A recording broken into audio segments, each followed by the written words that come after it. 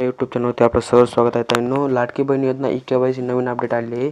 शेवटची तारीख ताईंनो जाहीर झालेली आहे. तर चला बघून घेऊया आपण शेवटची तारीख कोणती आहे.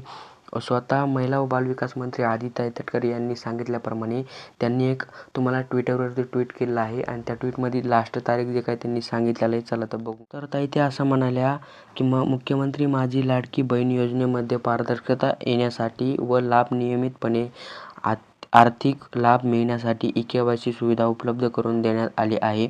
या प्रक्रियेत अधिक सूत्रता आणण्याबाबत आज मंत्रालयात बैठक घेतली. त्यांनी मंत्रालयाची काय बैठक घेतलेली आहे आणि खाली त्यांनी असं सांगितलेलं आहे की इथं काय म्हणाल त्या की दिनांक 18 सप्टेंबर 2025 पासून ladkibahin.maharashtra.gov.in या अधिकृत संकेतस्थळावर ई-के-वाय-सी सुविधा उपलब्ध आहे.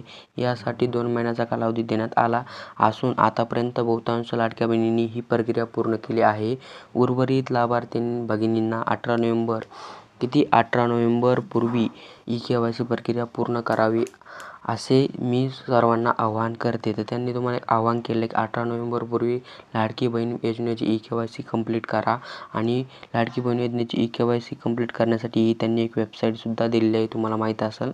आणि त्यांनी जर तुम्हाला लाडकी बहीण योजनेची ई-के-वाय-सी कंप्लीट करायची असेल तर आपल्या चॅनलवरती व्हिडिओ आहे, तुम्ही तिथून जाऊन बघू शकता. ओके. आणि तुम्हाला लास्ट तारीख किती आहे तर 18 नोव्हेंबर, म्हणजे 20 दिवसापेक्षाही कमी वेळ तुम्हाला आता शिल्लक राहिलेला आहे. लगभग तुम्हाला 18-19 दिवसात तुम्हाला ई-के-वाय-सी काही कंप्लीट करायची आहे ताईंनो.